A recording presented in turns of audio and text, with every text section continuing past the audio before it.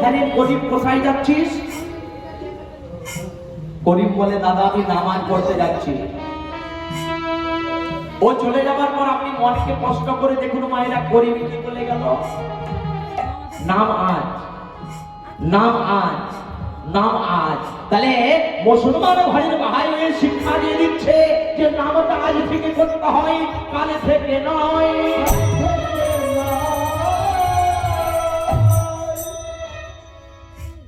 তাহলে হিন্দু জাতি বড় অধার্মী জাতি।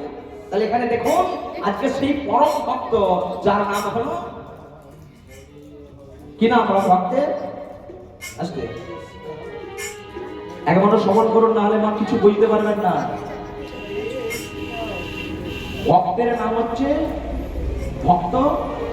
মালা জন্ম দেবেন, দিয়ে দিন, দিয়ে দিন, তারপরে নামা করুন। একটু সবাই মিলে একটু অনুধ্বনি করুন, একটু সম্বন্ধনী হরিধ্বনি।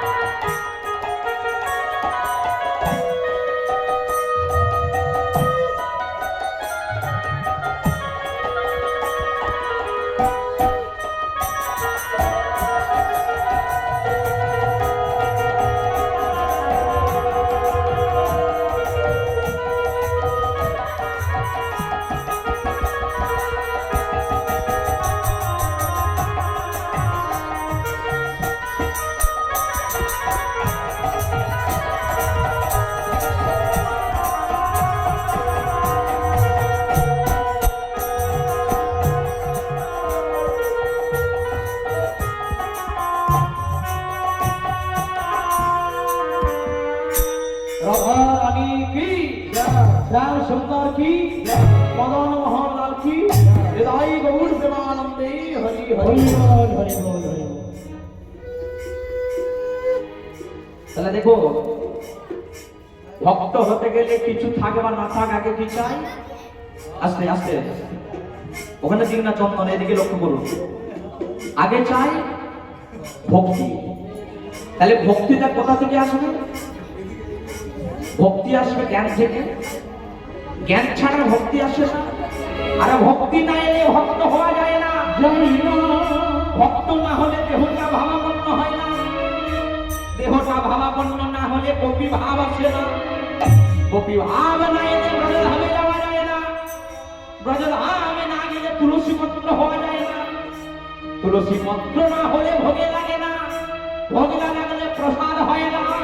আর প্রসাদে যদি না হয় ভক্ত সমাজে বিতরণ হয় না।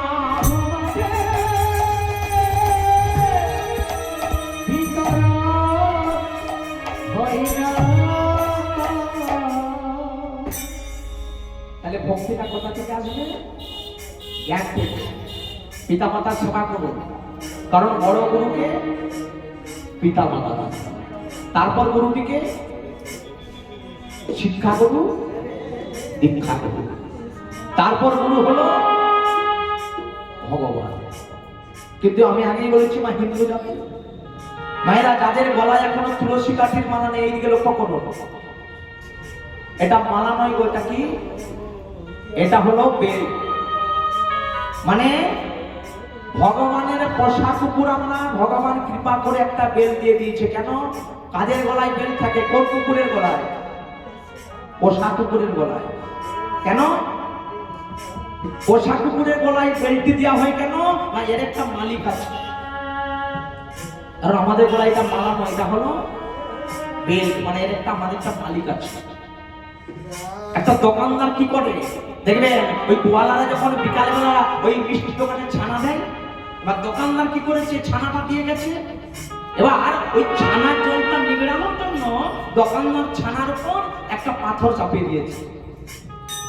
এবার ওই ছানার জলটা ঠস ঠস করে পড়ছে নিচে, আর একটা কুকুর, কালো কুকুর, সে ভাবছে ওই ছানার জলটা তো আমার খেতে হবে, ছানাটা উপরে রাখা আছে, মুখ উড়ানো না, তাহলে ছানার জলটা আমার খেতে হবে। ছানার জলটা গিয়ে চাচ্ছে, আর দোকানদার ভাবছে সবাই যদি দেখে যে কুকুর ছানার জলটা খাচ্ছে, তাহলে খদ্দার মধ্যে ছানাটা মুখ দিয়েছে, বাজারে বিক্রি হবে না। এবারে ছিল দোকানদারের কড়াই গরম জল নিয়ে কুকুরের গায়ে ফিকে দিল। ফিকে দেওয়ার সঙ্গে সঙ্গে কাম কাম করে কুকুরটা চলে গেল। কেন চলে গেল বলুন তো? তার গলায় কি বেল্ট ছিল? তার গলায় বেল্ট ছিল না, কারণ সে কোনো পোষা কুকুর নয়, তার কোনো মালিক নেই। তার পরক্ষণে পাশে একটা কুকুর এসেছে, সেই কুকুরটা ছানায় মুখ দিচ্ছে, ছানাটা জলটা খাচ্ছে, কিন্তু দোকানদার গরম জলটা ফিকতে পারছে না। কেন গো? কারণ ওই কুকুরের গলায় বেল্টি আছে, বেল্টি মানে ওর মালিক আছে। যে কুকুরের গলায় বেল্টি থাকে, এই তুলসীর মালা হলো বেল্টি, আমাদেরও মালিক আছে, আমাদেরকে কেউ কোনোদিনও স্পর্শ করতে পারবে না। হৃদয়ে গুরুকে মানতে হরি হরি বল। এবার অনেকে ভাবছেন যে তুলসীর মালা নিয়ে মানে নিরামিষ খেতে হবে, তার কোনো মানে নেই। যারা তুলসীর মালা নেবেন তারা এক কাজ করবেন, যারা আমিষ খান তারা মালাটা কণ্ঠ থেকে নামিয়ে পড়বেন নিচের দিকে, যারা আমিষ খান। আর যারা নিরামিষ আহার করেন কণ্ঠের সঙ্গে লাগিয়ে পড়বেন। 3 ফের মালা করতে হয় মায়েরা, 2 ফের করতে নেই। 2 ফের করলে কি হয় বলে, তুমি মালা পরে যে তুমি পুণ্যটা অর্জন করছো তার থেকে তোমার বেশি পাপ হবে। 3 ফের মানে কি, তুমি দুজনকে ডাকছো, 2 ফের করলে আরেক দেবতাকে ডাকলে না। তোমার ঘরে যদি 3 জন লোক থাকে, তুমি দুজনকে খেতে দিলে আরেকজনকে খেতে দিলে না, তোমার রাগ হবে না? হবে না? কিমা হবে? তুমি 3 জন যদি তোমার ঘরের মেম্বার থেকে তুমি দুজনকে খেতে তার একজনকে দাও না, তাহলে তার কি হবে? রাগ হবে। 3 ফের মালা মানে 17তম, 3 ফের মালা মানে ব্রহ্মা বিষ্ণু মহেশ্বর লাই ভুল হইব। তাহলে এখানে কি হলো? তুলসীর মালা মানে বেল্ট।